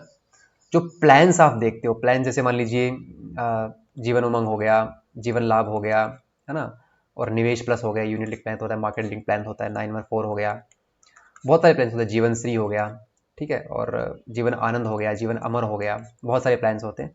ये प्लान्स जो है वो डिजाइन किसने किए हैं, वो डिजाइन वो बनाए किसने हैं, मार्केट की कंडीशंस को देखते हुए और कस्टमर की रिक्वायरमेंट को देखते हुए कौन डिजाइन करता है, ये एक्चुअलीज डिजाइन करते हैं। दे आर हाईली क्वालिफाइड और हाईली टैलेंटेड पीपल्स, मैथमेटिकली इतने एडवांस लोग होते हैं, इतने एडवांस लोग, तो हद नहीं है इसकी, इतने एडवांस लोग होते हैं, स्पेशलिस्ट होते हैं इंश्योरेंस सेक्टर के अंदर, बहुत ज्यादा स्पेशलिस्ट होते हैं। पूरी इंश्योरेंस जो होती है इन पर डिपेंड करती है, मतलब पूरा जो मार्केट होता है, जो पूरे प्लान्स है, उन्हीं की वजह से पूरा पूरा इंश्योरेंस चलता है। तो बहुत बड़ा रोल एक्चुअलीज का होता है, अगर आप इसको समझें तो। देखते हैं कंडीशंस क्या है, मार्केट कंडीशंस क्या है, सब कुछ देखते हैं, अच्छे से एनालाइज करते हैं। अलग जो कंपनीज है, जैसे एसबीआई लाइफ हो गया, अदर जो कंपनीज हैं, आईसीआईसी प्रूडेंशियल हो गया, हेल्थ केयर हेल्थ हो गया, स्टार हेल्थ हो गया, जितने भी जो अलग अलग कंपनीज हैं जो सिमिलर प्रोडक्ट हैं, उनके कंपैरिजन में अगर कोई प्लान्स लेके आना है, उनमें क्या ड्रॉबैक्स हैं, इन प्लान्स को वो समझती है। अलग अलग कंपनीज के जितने भी प्लान्स हैं उनको वो समझती है, रिक्वायरमेंट को देखती है, अगर सिमिलर प्रोडक्ट उनको लेके आना है तो उनसे क्या बेस्ट कर सकते हैं, हर एक चीज़ को एनालाइज करके ये प्लान्स को, ये प्रोडक्ट को लॉन्च करती है। तो they are very highly qualified, very highly, very, जो भी बोल सकते हैं उनको प्रणाम है इनको। एक्चुअलीज आर ट्रेंड प्रोफेशनल्स होते हैं who deal with the financial aspect को डील करते हैं, और risk related to life and insurance, जो भी प्रीमियम जो फिक्स करना होता है, सम एश्योर्ड फिक्स करना होता है, और जो भी फिक्स करना होता है ना, पूरा प्लान जो डिजाइन करते हैं वो यही डिजाइन करते हैं। They are often called as a friend, philosopher and guide of the insurance sector. ये देखो टर्म्स जो इनको याद करना, दे आर मतलब ऑफ्टन कॉल्ड, इनको कभी कभी हम फ्रेंड, फिलोसोफर और गाइड बोल सकते हैं इंश्योरेंस सेक्टर के लिए। तो आपसे अगर एमसीक्यू में पूछा जाए who is the friend, who is called as friend, philosopher and guide of the insurance sector, कौन सा होता है, एक्चुअलीज वो होते हैं। एक्चुअली रोल क्या होता है एक्चुअलीज का समझ लेते हैं। डिसाइड करते हैं मोर्टेलिटी रेट्स को, मोर्टेलिटी रेट का मतलब probability of death at a different age. कौन है, मोर्टेलिटी रेट डिसाइड करते हैं, ये अलग होती है। मोर्टेलिटी रेट का मतलब क्या होता है, पर ईयर कितनी डेथ्स हो रही है इस एज में। मान लीजिए जो 5 से 6 साल की एज है, उसमें उसके जो बच्चे होते हैं उनकी मोर्टेलिटी रेट कितनी है, कितने % लोग मरते हैं इस एज में। 6 से 10 साल के लोग होते हैं तो इस एज के लोग कितने % मरते हैं हर साल में। तो मोर्टेलिटी रेट का मतलब ऐसा कुछ होता है। Probability of death at different ages, मैंने आपको बताया 10 से मान लीजिए 15 साल के लोग हैं, इस एज के जो लोग हैं 2010 से लेकर 2020 तक कितने मरे हैं हर साल, वो होते हैं मोर्टेलिटी रेट। डिफरेंट होती है अलग अलग साल में। हेल्प करते हैं इंश्योरेंस कंपनीज को in different defining insurance plans को, डिफाइन करते हैं इंश्योरेंस प्लान्स को, मैंने आपको बताया अभी। डिजाइन करते हैं पॉलिसीज को, बेनिफिट्स को एंड टर्म्स को, किस टर्म की पॉलिसी होनी चाहिए, कितना टाइम होना चाहिए। जैसे कुछ कुछ होती है जो 3 मंथ से स्टार्ट होके 60 ईयर्स तक जाती है पॉलिसीज़, कि इतने साल का जो इंडिविजुअल होता है वो उस पॉलिसी को ले सकता है। और क्या क्या उस प्लान की फीचर्स होने चाहिए, क्या क्या उस प्लान की खासियत होनी चाहिए। वो होल लाइफ प्लान होगा, वो इंडोमेंट प्लान होगा, वो टर्म इंश्योरेंस होगी, उसके क्या फीचर्स होने चाहिए, कैसे कैसे हम उसको मतलब क्लेम्स देंगे, कैसे कैसे हम उसको मनी बैक देंगे, तो वो सब डिसाइड करते हैं। एनालाइज करते हैं रिस्क को, measure uncertainty at risk exposure, risk में एनालाइज करते हैं। इवोल्यूट सॉल्वेंसी, इंश्योर करते हैं the company has enough fund to meet future liabilities. Solvency को भी देखते हैं कि भाई फ्यूचर लाइबिलिटीज़ को मीट करने के लिए क्या इनफ फंड है कि नहीं कंपनीज के पास में, ये इंपॉर्टेंट चीज़ है। इवोल्यूट करते हैं सॉल्वेंसी को, सॉल्वेंसी इवोल्यूट करना भी इनका काम होता है। Help the valuation and profit distribution, कि कैलकुलेट द बोनस, बोनस वगैरह जो एक बोनस होता है टाइम टाइम पे आपको मिलता रहता है। कंपनी की ग्रोथ के हिसाब से, कंपनी के प्रॉफिट के हिसाब से आपको कुछ एक्स्ट्रा बेनिफिट्स भी मिलते रहते हैं टाइम टाइम पे, है ना, आपके मनी बैक के अंदर। और surplus distributions and overall financial stability को भी वो देखते हैं। तो ये काफ़ी इंपॉर्टेंट एस्पेक्ट होता है इंश्योरेंस का, एक्चुअरीज। ये पूरा आप पढ़ लीजिएगा। वैल्यूएशन डिसाइड करते हैं, आपको पता है वैल्यूएशन डिसाइड कैसे करते हैं, ठीक है। प्रॉफिट वगैरह चेक करते हैं, नेट प्रॉफिट चेक करते हैं, नेट सब कुछ चेक करते हैं, और पूरा फाइनेंस देखते हैं, पूरा प्रॉफिट डिस्ट्रीब्यूशन देखते हैं। तो ये काफ़ी इंपॉर्टेंट चीज़ें होती। प्रीमियम, अभी तो प्रीमियम आया था यार, वापस पढ़ रहे हैं क्या इसको हम लोग? अच्छा नहीं, वापस नहीं पढ़ रहे हैं। देखते हैं प्रीमियम क्या होता है। प्रीमियम होता है, premium is the amount paid by policy holder to the insurance company for risk coverage. पता है आपको। The calculation of premium is based on multiple factors, बहुत सारे फैक्टर्स होते हैं। फैक्टर्स कौन से हो सकते हैं प्रीमियम कैलकुलेशन के लिए? एज होती है कि जितना हाई ज़्यादा एज होगा उतनी मोर्टलिटी रेट ज़्यादा होगी, जितनी हाई एज होगी उतनी भी मरने के चांसेस ज़्यादा होते हैं, तो हाई प्रीमियम होगा। जितनी कम एज होती है प्रीमियम उसका कम होगा। रीजन क्या होता है? Older people have higher mortality risk compare to younger ones, ठीक है, सिंपल बात है। मेडिकल कंडीशन भी देखी जाती है कि मान लीजिए कोई कम एज का पर्सन है और दारू सुट्टा सब करता है, तो मोर्टलिटी रिस्क उस पर ज़्यादा है, ठीक है, मोर्टलिटी रिस्क ज़्यादा है।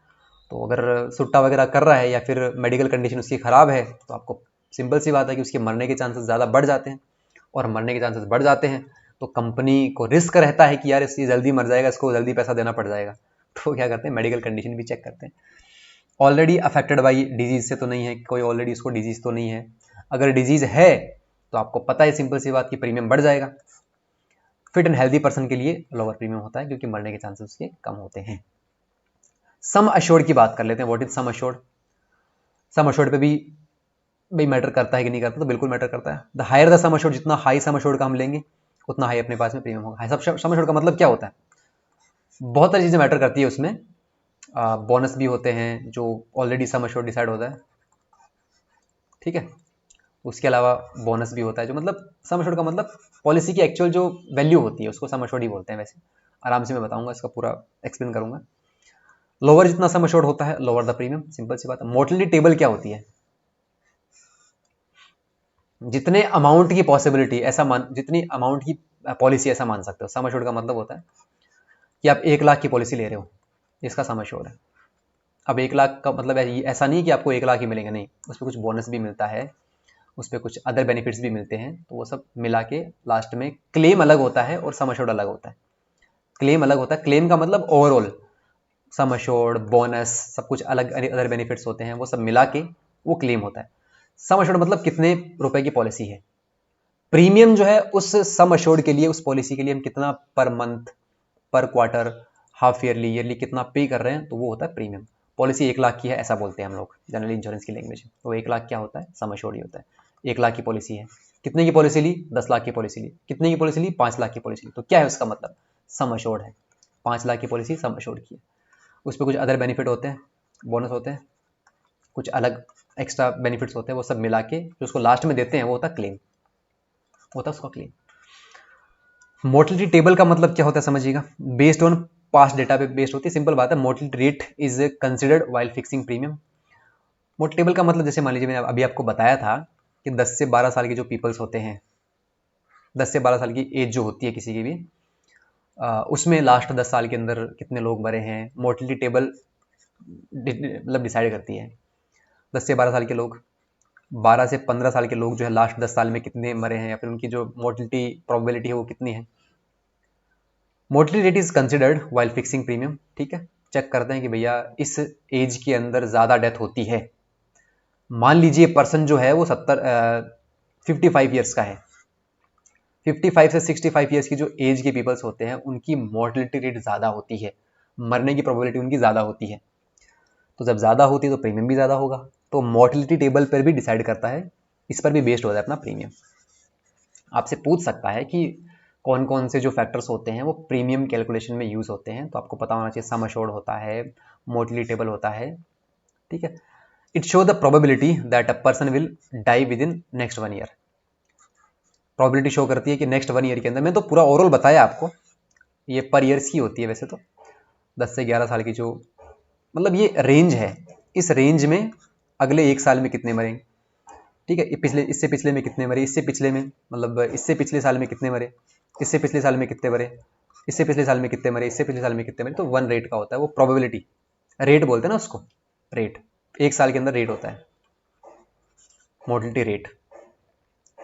It also show the survival percentage of people, कि कितने सर्वाइव करते हैं, जितने लोग सर्वाइव करेंगे उतना प्रीमियम कम हो जाएगा। तो आप इतना समझ लीजिए कि मोर्टिलिटी टेबल भी यूज होती है इसमें, सम एश्योर्ड भी यूज होती है for calculating the premium. Sorry Anil पानी देना थोड़ा सा।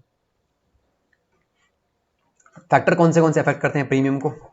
टाइप ऑफ इंश्योरेंस प्लान, अगर हायर प्रीमियम, हाई प्रॉफिट का, अगर मतलब हाई प्रॉफिट अगर मिल रहा है आपको और हाई बोनस अगर आपको मिल रहा है तो उसमें हाई प्रीमियम होता है।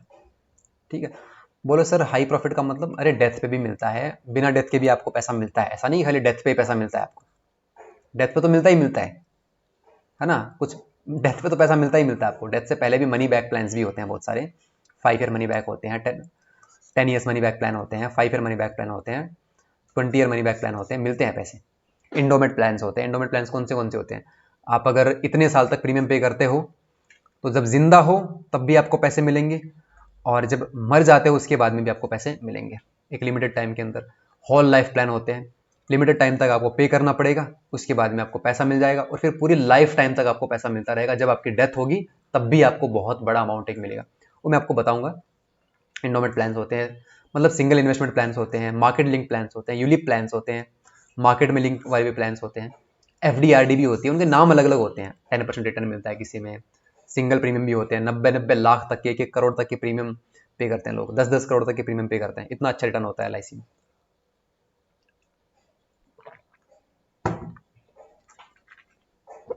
लोअर प्रॉफिट जितना होगा उतना लोअर प्रीमियम होगा, सिंपल बात है। Interest amount, interest income also consider की जाती है, इंटरेस्ट इनकम भी हम कंसिडर करते हैं। कौन सी इंटरेस्ट इनकम मतलब क्या होती है, मैं आपको बताता हूं। मान लीजिए ये एक कंपनी है और ये आपके पास में क्या है, एक एम्प्लॉय, या फिर एम्प्लॉय नहीं, सॉरी, इंश्योर्ड है। ठीक है, इसने कुछ प्रीमियम पे किया, प्रीमियम। अब बोलोगे सर ये इंटरेस्ट अमाउंट क्या है, ये कहां से आ गया नया, इंटरेस्ट अमाउंट ऑल्सो कंसिडर। क्या इंटरेस्ट अमाउंट, तो यहां से जो प्रीमियम इसको कंपनी को मिला ना दोस्तों, उसका मेन जो इनकम का सोर्स होता है ना, वो मान के चलो प्रीमियम को इन्वेस्ट करना ही होता है। इन्वेस्ट करती है वो अलग अलग फंड्स में, यहां से जो उसको इंटरेस्ट मिलता है, अगर इंटरेस्ट अच्छा खासा मिल रहा है, अगर इंटरेस्ट ठीक ठाक मिल रहा है तो प्रीमियम थोड़ा सा कम कर देंगे। अगर इंटरेस्ट कम मिल रहा है, मतलब इन्वेस्टमेंट जो, तो आरओआई जो इसका है ना, जो रिटर्न ऑन इन्वेस्टमेंट है, जो इसने इन्वेस्ट किया उसका रिटर्न जो मिल रहा है, आरओआई का मतलब क्या होता है, रिटर्न ऑन इन्वेस्टमेंट। तो अगर इसको जो प्रीमियम मिल रहा है, सॉरी जो इसको आरओआई मिल रहा है, इसको जो इंटरेस्ट मिल रहा है वो अच्छा खासा मिल रहा है, इसने जो पैसा जो इसने प्रीमियम लिया था ना इंश्योर्ड से, वो प्रीमियम इसने मार्केट में वो इन्वेस्ट किया। अब इस मार्केट से जो इसको जो इंटरेस्ट मिलेगा, इसको जो आरओआई मिलेगा, अगर वो अच्छे अमाउंट का मिल रहा है, रेट ऑफ इंटरेस्ट अगर अच्छी मिल रही है, तो सिंपल सी बात है, इसको प्रॉफिट अच्छा खासा होगा तो प्रीमियम कम कर देगा। और अगर इंटरेस्ट ही कम मिल रहा है, इंटरेस्ट कम मिल रहा है यहाँ से, तो प्रीमियम बढ़ा देगा यहाँ से, अल्टीमेटली प्रॉफिट ही चाहिए ना, वो ये इफेक्ट होता है, ये इसका फैक्टर होता है। Higher expected interest income, premium में बी रिड्यूस। ठीक है, क्योंकि इसको ऑलरेडी वहां से मिल रहा है अच्छा खासा, यहाँ से मिल रहा है तो प्रीमियम को वो कम कर देगा। डिमांड सप्लाई कि अगर मान लीजिए यहाँ से अच्छा खासा मिल रहा है तो आपको थोड़ा यहाँ से कम हो जाएगा। ब्याज अगर अच्छा खासा यहाँ से मिल रहा है तो ज़्यादा थोड़ा सा रिलेक्सेशन दे देगा इंश्योर्ड पर्सन को। Interest amount directly affect the premium calculation. Interest amount जो होता है वो डायरेक्टली अफेक्ट करता है प्रीमियम को। ठीक है, कैसे? हायर एक्सपेक्टेड इंटरेस्ट अगर मिल रहा है तो प्रीमियम में भी क्या हो जाएगा? रिड्यूस हो जाएगा। ठीक है, नेट प्रीमियम की बात कर लेते हैं एंड रिस्क प्रीमियम की बात कर लेते हैं। ये क्या होते हैं? नेट प्रीमियम और रिस्क प्रीमियम क्या क्या होते हैं, इनकी थोड़ी सी हम बातें चीतें कर लेते हैं। चलिए जवानों, नेट प्रीमियम क्या होता है, मीनिंग देख लें। The premium collected from policy holder is not use immediately. जो प्रीमियम हम कलेक्ट करते हैं किसी भी पॉलिसी होल्डर से, इंश्योर्ड से, प्रपोजर से, वो हम इमीडिएटली यूज तो नहीं करते उसको। A part of his collected money is invested to earn interest return. ये मैं आपको बताया कि उसका जो कुछ पार्ट होता है वो हम क्या करते हैं? इन्वेस्ट करते हैं to earn interest and returns. Interest करते हैं, ये बात समझ में आई, ये बात भी समझ में आई। The interest income help in reducing the effective premium payable to the insured. ये बात आपको पता है। ठीक है, hence the actual premium after adjusting interest is called net premium. ये बात आपको समझ में आई क्या? ये पूरा मैंने यहां से लेके यहां तक आपस में कनेक्ट करते हुए चीजों को मैंने आपको बताया कि नेट प्रीमियम क्या होता है। समझिए समझिए, इसने क्या बोला? एक आदमी है, ठीक है, एक आदमी है जिसने इसको पैसा दिया, कुछ पैसा दिया कंपनी को। इस आदमी को कंपनी को पैसा दिया, ठीक है। तो इसने क्या देखा? इसने ये देखा कि भैया अभी मार्केट में ना अच्छा रिटर्न मिल रहा है, तो इसने इन्वेस्ट कर दिया मार्केट में। इसने मार्केट में अच्छा इन्वेस्ट कर दिया, जो पैसा इसको मिला था वो इसने क्या कर दिया? इन्वेस्ट कर दिया। ठीक है, अब मार्केट से रिटर्न अगर अच्छा मिल रहा है, आरओआई अगर अच्छा है, आरओआई अगर अच्छा है तो वो क्या करेगी? जो इसने प्रीमियम लिया था, मान लीजिए इसने 1 लाख का इसने प्रीमियम लिया था, आरओआई अगर अच्छा है, इंटरेस्ट अगर अच्छा मिल रहा है, इन्वेस्टमेंट अगर जो इंटरेस्ट इसको मिल रहा है अगर अच्छा मिल रहा है, तो कुछ ना कुछ इसको बोनस दे देगा या फिर रिलैक्सेशन कर देगा प्रीमियम में नेक्स्ट टाइम में। नेक्स्ट टाइम पे वो प्रीमियम को कम कर देगा, या फिर जो ये प्रीमियम लिया है उसने, उसमें भी कुछ बोनस वगैरह देके उसको कम कर देगा। मान लीजिए 5,000 इसने कम कर दिया प्रीमियम, तो 5,000 इसने बोनस दे दिया, इसने बोनस दे दिया 5K। जब बोनस दे दिया तो ऑलरेडी प्रीमियम कम हो गया ना। अभी 95,000, 1 लाख रुपए इसने प्रीमियम लिया था, 5,000 का इसने बोनस दे दिया, तो 95 इसको पड़ा अल्टीमेटली प्रीमियम। तो ये क्या है? नेट प्रीमियम है। ये क्या है? Net premium. ऐसे भी कर सकता है, या फिर वो नेक्स्ट ईयर के अंदर, वो डिपेंड करता है कौन सी कंपनी कैसे हैंडल कर रही है इन चीजों को, अलग अलग कंपनी से मैटर करती है। नेक्स्ट ईयर से भी वो 5,000 कम कर सकता है, हो सकता है, डिपेंड करता है कंपनीज पे। कुछ कुछ कंपनी जो फिक्स प्रीमियम रखती है हर बार, कुछ कुछ कंपनी ऐसी होती है जो चेंज करती है प्रीमियम को। ठीक है, the premium collected from policy is not use immediately. इसको इमीडिएटली यूज नहीं करते। A part of is collected money is invested to earn interest amount. The payable income help in reducing the effective premium payable insured. Hence the actual premium after adjusting interest is called net premium. समझ में आई ये बात? Definition को हम देख लेते हैं। Net premium is a premium calculated on the basis of valuation assumptions to provide the contractual benefit at the outside. Simple बात मैंने सिंपली बता दिया, जो बेनिफिट आउटसाइड से मिलते हैं उनको एडजस्ट करके प्रीमियम में जो छूट मिलती है, ठीक है, और छूट मिलने के बाद जो प्रीमियम बचता है 95 का नेट प्रीमियम। नेट या आपकी सैलरी 1 लाख रुपए है, आपने 10,000 रुपए खर्च कर दिए, नेट अमाउंट कितना है? तो 90K। ये नेट अमाउंट है, वैसे ही नेट प्रीमियम है 95K, बस वही है। Is explicitly considered only mortality risk और death and interest return on investment. ठीक, वो डिसाइड करता है कि मोर्टलिटी आपका रेट ऑफ मोर्टलिटी रेट कितनी है और इंटरेस्ट अपने को कितना मिल रहा है। ये मैंने आपको ऑलरेडी बता दिया पीछे 1-2 स्लाइड्स में। इंपॉर्टेंट पॉइंट्स कौन से हैं? Net premium cover risk factor, mortally probability, interest earn from outside. Risk factor को भी देखती है और इन्वेस्टमेंट कितना है उसको भी देखती है। अगर मान लीजिए अचानक से कोई बीमारी आपको हो गई, अचानक से बीमारी आपको हो गई, इंटरेस्ट बढ़ जाएगा, प्रीमियम बढ़ जाएगा, प्रीमियम बढ़ जाएगा, सिंपल बात है। रिस्क प्रीमियम की बात कर लेते हैं, मीनिंग क्या होता है? Risk premium is calculated on the basis of probability of death of a person of a certain age before his next birthday. Risk premium की बात कर लेते हैं, काफी इंपॉर्टेंट है। ये मोर्टिलिटी टेबल पे बेस्ड होता है।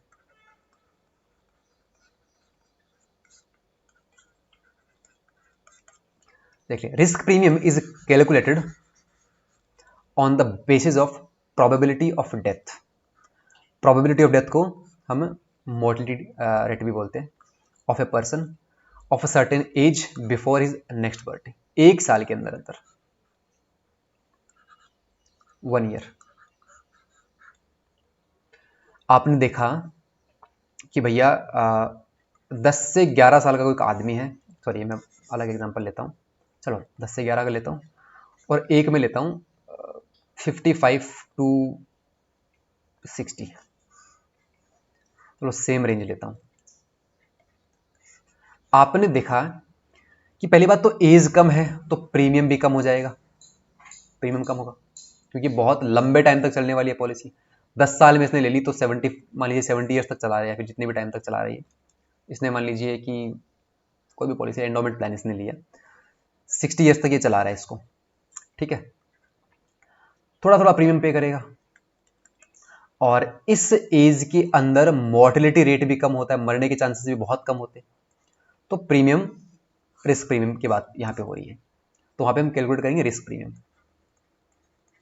ये फैक्टर अगर कहीं यूज हो रहा है प्रीमियम कैलकुलेट करने में, मैंने आपको क्या बताया, प्रीमियम कैलकुलेट करने में बहुत सारी चीजें मैटर करती है, आरओआई भी मैटर करता है, ठीक है, और इसके अलावा आपने देखा होगा आप जो इन्वेस्टमेंट हो रही है उसके हिसाब से भी प्रीमियम कैलकुलेट होता है, प्रीमियम में छूट मिलती है, उसको नेट प्रीमियम बोलते हैं। लेकिन अगर ये फैक्टर मोर्टिलिटी टेबल अगर यूज हो रही है प्रीमियम कैलकुलेट करने में, उसको बोलते हैं रिस्क प्रीमियम। आपने देखा होगा कि इस एज में प्रीमियम कम भरेगा, पहली बात तो ये क्योंकि एज बहुत कम है, और रिस्क भी क्या होता है यहाँ पे कम होता है। जब रिस्क कम होगा तो आपको पता है प्रीमियम कम आएगा, तो वो प्रीमियम जो आएगा ना वो रिस्क प्रीमियम आएगा, क्योंकि वो रिस्क को देख के कैलकुलेट किया गया है, इतना समझ लीजिए, ये बेस्ट डेफिनेशन है। मोर्टिलिटी टेबल को देख के प्रिपेयर करता है, पास्ट एक्सपीरियंस को देख के उसको प्रिपेयर किया जाता है। एक्चुअलीज calculate the expectations of death using probability. आप ऐसा समझ लीजिए इस एज के अंदर जो डेथ रेट होती है वो ज़्यादा होती है, और चूंकि प्रीमियम भी इसको बहुत कम टाइम के लिए पे करना पड़ेगा तो वैसे भी प्रीमियम ज़्यादा हो जाएगा, रिस्क ज़्यादा, रेट ऑफ डेथ ज़्यादा, ठीक है, और प्रोबेबिलिटी मरने की ज़्यादा होती है, सिंपल सी बात है, यहाँ पे प्रीमियम ज़्यादा हो जाएगा। तो जितनी प्रोबेबिलिटी जो होती है मरने की वो ज़्यादा होती है, तो वहाँ पे जो प्रीमियम है वो भी ज़्यादा हो जाता है। कि प्रीमियम कौन से थे, pure premium for risk cover without considering interest. Pure premium जो होता है फॉर रिस्क प्रीमियम, मतलब प्योर प्रीमियम होता है for risk cover without considering interest, ये प्योर प्रीमियम है जिसको रिस्क प्रीमियम बोलते हैं। और इसको अच्छे से समझा देता हूँ, कोई दिक्कत नहीं है। रिस्क प्रीमियम क्या होता है, की पॉइंट है, एक प्योर प्रीमियम होता है फॉर रिस्क कवर के लिए, रिस्क कवर ओनली, वो रिस्क कवर के लिए होता है विदाउट कंसिडरिंग इंटरेस्ट। अब जो एक प्रीमियम निकल के आया, रिस्क प्रीमियम निकल के अपने पास में आया, एक रिस्क प्रीमियम निकल के अपने पास में आया, ये सब रिस्क कैलकुलेट करके फिर मोर्टिलिटी टेबल को देख के एक्चुअलीज भैया आते हैं और बोलते हैं कि भैया इसका ये प्रीमियम है 10,000 रुपए। अब इसने 10,000 रुपए एक इंडिविजुअल से ले लिए, अब ये मार्केट में क्या करेगा, इसको इन्वेस्ट कर देगा, और वहां से अगर अच्छा रिटर्न मिल रहा है इसको मार्केट में इन्वेस्ट कर देगा। अब अगर मार्केट से इसको अच्छा आरओआई मिल रहा है, मतलब इस कंपनी को अगर अच्छा रिटर्न मिल रहा है, तो वो कंपनी इस प्रीमियम में कुछ कंसेशन भी देती है, कुछ छूट भी देती है। तो वो जो छूट देती है उसकी, वो छूट देने के बाद में जो अपने पास में प्रीमियम बचता है, मैंने पिछली स्लाइड में आपको समझाया था, उसको हम क्या बोलते हैं, नेट प्रीमियम बोलते हैं। उसको हम क्या बोलते हैं, नेट प्रीमियम बोलते हैं। तो हमेशा एक याद रखिएगा, रिस्क प्रीमियम तो क्या होता है, रिस्क वगैरह कैलकुलेट करने के बाद में एक प्रीमियम डिसाइड हो जाएगा जो प्योर प्रीमियम होता है for risk cover only without considering interest. लेकिन इंटरेस्ट वगैरह अगर कंसिडर करते हैं हम लोग, बाहर जब इन्वेस्ट करते हैं, मार्केट में अच्छा आरओआई अगर मिल रहा है, मार्केट से अच्छा रिटर्न अगर आपको मिल रहा है, तो वो कंपनी कुछ प्रीमियम में छूट भी देती है। तो छूट देने के बाद जो प्रीमियम निकल के आता है उसको हम क्या बोलते हैं, नेट प्रीमियम बोलते हैं। ये पता है आपको? तो बताओ, रिस्क प्रीमियम हमेशा किससे ज्यादा होगा, नेट प्रीमियम से ज़्यादा होगा, वो हमेशा क्या होगा, नेट प्रीमियम से ज़्यादा होगा। समझ में आई बात? बढ़ा नहीं सकते नेट प्रीमियम को, वो कम ही होगा। ठीक है, मार्केट तक रिटर्न नहीं भी आ रहा ना, कुछ ना कुछ तो आएगा रिटर्न, 2% भी आएगा, और वो कभी भी घाटे में नहीं जाते। LIC अच्छे वो करते हैं, वो कभी घाटे में नहीं जाते।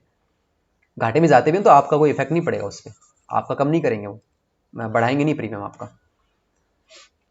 लॉजिंग किसको बोलते हैं? इंपॉर्टेंट फैक्टर है लॉजिंग।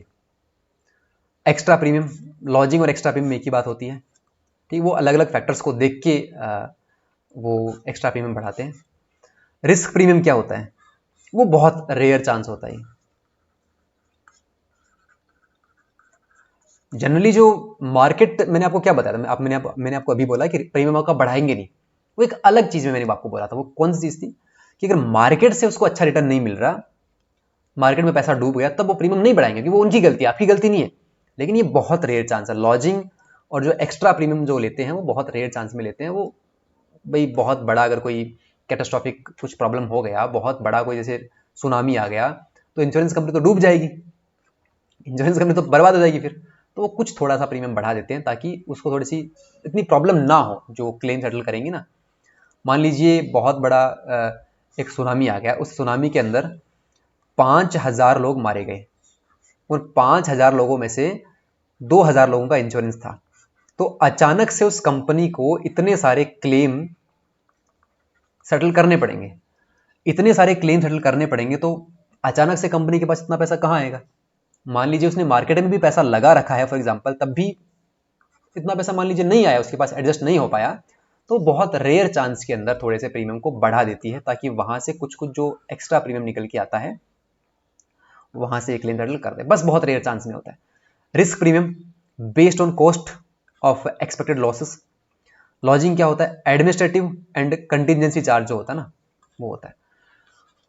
मान लीजिए कि कोई सुनामी आ गया, कंटिजेंसी चार्ज होता है, सुनामी आ गया तो एक्स्ट्रा प्रीमियम वो थोड़ा सा कर देते हैं, एक्स्ट्रा प्रीमियम बढ़ा देते हैं, तो वहां से जो एडमिनिस्ट्रेटिव और जो कंटिजेंसी जो एक्सपेंसेस जो उनके होते हैं उनको वो कवर करने में उनको थोड़ी सी क्या कंसेशन मिल जाती है।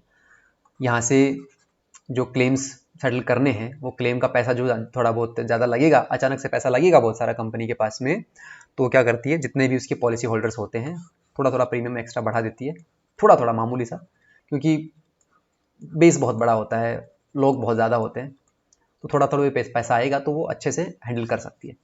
तो वो एडमिनिस्ट्रेटिव चार्जेस होते हैं कुछ एक्स्ट्रा, वो बढ़ा देती है वो extra premium. Super charge for higher risk exposure, total premium मैं आपको बता दिया। कंप्लीट प्रीमियम चार्ज, ये नॉर्मल बात है। लॉजिंग मैं आपको बताया अभी, loading means the extra charge that are added to the premium, these are charge to cover the expenses of the insurance company. Expenses जो होते हैं इंश्योरेंस कंपनी के, एक्सपेंस अलग अलग टाइप के हो सकते हैं, बहुत रेयर टाइप के होते हैं, वरना जनरली क्या होता है ये कवर कर लेते हैं, प्रीमियम सफिशिएंट होता है इसके लिए। कोई भी कंटिजेंसी होगी, कोई कैटास्ट्रॉफिक चीजें होगी, तब वो क्या करती है, कर दिया। ठीक है, लेना नहीं चाहता लेना, ले लो, उसको दे दो। एडमिनिस्ट्रेटिव चार्ज क्या होता है पता है? Cost of running the insurance company. Infrastructure expenses क्या होता है? अदर रेंट हो गया, इलेक्ट्रिसिटी हो गई, फैसिलिटी होती है, ये सब होता है infrastructure facility. Salary of insurance companies, staff salary. ठीक है, भाई बहुत रेयर चांस के अंदर, ये बहुत रेयर होता है। अदरवाइज आपका जो प्रीमियम होता है वो नेट प्रीमियम के हिसाब से कैलकुलेट करके जो एक्स्ट्रा मार्केट में इन्वेस्ट करते हैं वो होता है। अदरवाइज कोई अगर बड़ी कोई अच्छी रेप्यूटेड कंपनी है वो ऐसा नहीं करती, बहुत ही कम चांसेस के अंदर जो नई नई कंपनीज आई हैं मार्केट में, और वो जो अदर एक्सपेंसेस होते हैं, एडमिनिस्ट्रेटिव चार्ज होते हैं, इंफ्रास्ट्रक्चर जो एक्सपेंसेस होते हैं, और जो मतलब सैलरी वगैरह होती है, और वो नहीं कर पा रहे हैं स्टाफ वगैरह सैलरी की, तो वो थोड़ा सा प्रीमियम बढ़ा देते हैं, तो वो बहुत रेयर चांस में होता है, वो डूब ही जाती है कंपनी, फिर तो पैसा डूब गया आपका। एक्स्ट्रा प्रीमियम मैंने आपको बता ही दिया। Extra charge take from extra risk, simple है, जितना रिस्क ज़्यादा होगा उतना premium extra. For example a person having bad habits, smoking कर रहा है, ड्रिंकिंग कर रहा है, तो सिंपल सी बात है ज़्यादा प्रीमियम उसको देना पड़ेगा। क्या हो गया उनको, बाहर बोल क्या था उनको? ए पर्सन हैविंग बैड हैबिट्स है, स्मोकिंग वगैरह कर रही है, तो ज़्यादा उसको प्रीमियम देना पड़ेगा। हैजार्डस ऑक्यूपेशंस है, फैक्ट्री में काम कर रहा है, माइंस में काम कर रहा है, पायलट वगैरह है, रिस्क ज़्यादा होता है, तो एक्स्ट्रा चार्ज भी वो लेते हैं कंपनी वाले। Sorry,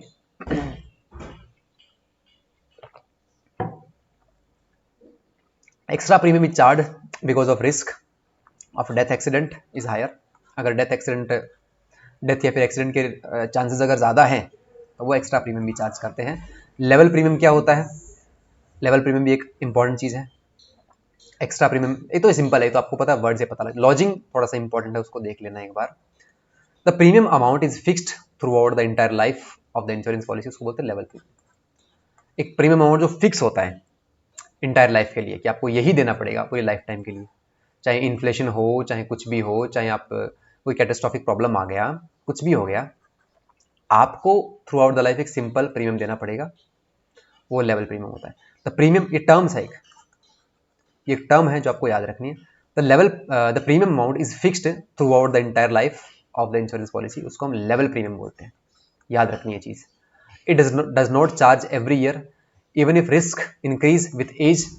This provides stability and predictability। क्या है ये? डिक्टेबिलिटी ऑफ पॉलिसी होल्डर्स, मतलब प्री डिसाइड करते हैं पॉलिसी, मतलब प्री डिसाइड करते हैं लेवल प्रीमियम। ये फिक्स होता है थ्रू आउट द जर्नी, पूरी लाइफ टाइम के लिए फिक्स होता है। एक टर्म्स है जो आपको पता होनी चाहिए या याद रखनी है कुछ टर्मोलॉजी से। एडवर्स सिलेक्शन, डेफिनेशन क्या होती है? एडवर्स सिलेक्शन किसको बोलते हैं? एडवर्स सिलेक्शन किसको बोलते हैं? डेफिनेशन क्या होती है इसकी? इंपॉर्टेंट है काफी समझना। This occurs when only high risk peoples tend to buy insurance. Adverse selection किसको बोलते हैं? ये सिर्फ वहां होती है जब हाई रिस्क पीपल जो है ना इंश्योरेंस करते हैं, बाई करते हैं इंश्योरेंस को। Examples, healthy and fit peoples may not buy insurance because of low risk. Unhealthy और high risk peoples buy more insurance. Impact क्या होता है? Due to this increase insurance companies में need to charge high premium in later years. Adverse selections कब होता है? अकर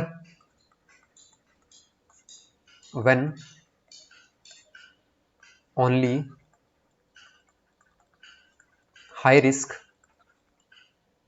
people tend to buy insurance. तो जब हाई रिस्क पीपल इंश्योरेंस को बाई करते हैं उसको हम क्या बोलते हैं? एडवर्स सिलेक्शन बोलते हैं। तो ये एक टर्म है। मैंने आपको बताया था ना कि ऑलमोस्ट 30-40% टर्म्स हम इसमें ही कवर कर लेंगे, बाकी जो टर्मोलॉजीज होती है वो हम अदर क्लास में, उनका कुछ सेपरेट सेक्शन होगा, वहां पे हम कवर करेंगे। जैसे एडवर्स सिलेक्शन हो गया, जैसे एक्चुअरीज आपके पास में आया, अंडर राइटर कौन होते हैं, तो उनको हम देखेंगे। अभी बहुत अच्छी चीजें बाकी है, अभी तो स्टार्ट हुआ है। एडवर्स सिलेक्शन क्या होता है? This occur only when only high risk peoples tend to buy insurance company. जब हाई रिस्क पीपल इंश्योरेंस को बाई करते हैं उसको हम एडवर्स सिलेक्शन बोलते हैं, क्योंकि बहुत रेयर होता है और जनरली थोड़ा उनको चेक करना पड़ता है, ज़्यादा उनका मेडिकल वगैरह बहुत अच्छे खासे लेवल पे होते हैं, तो चेक करना पड़ता है उनको किसको देना चाहिए कि नहीं देना चाहिए। तो एडवर्स सिलेक्शन में करना पड़ता है अपन को, ठीक है, वही है। बाकी चीज़ें बहुत फैक्टर हम देखते हैं कि क्या यार इसको इंश्योरेंस पॉलिसी देना सही है नहीं है, वो चेक करना पड़ता है, तब जाके उसको पॉलिसी देते हैं। तो एडवर्स सिलेक्शन कब होता है? जब हाई रिस्क पीपल जो हैं वो बाई करते हैं।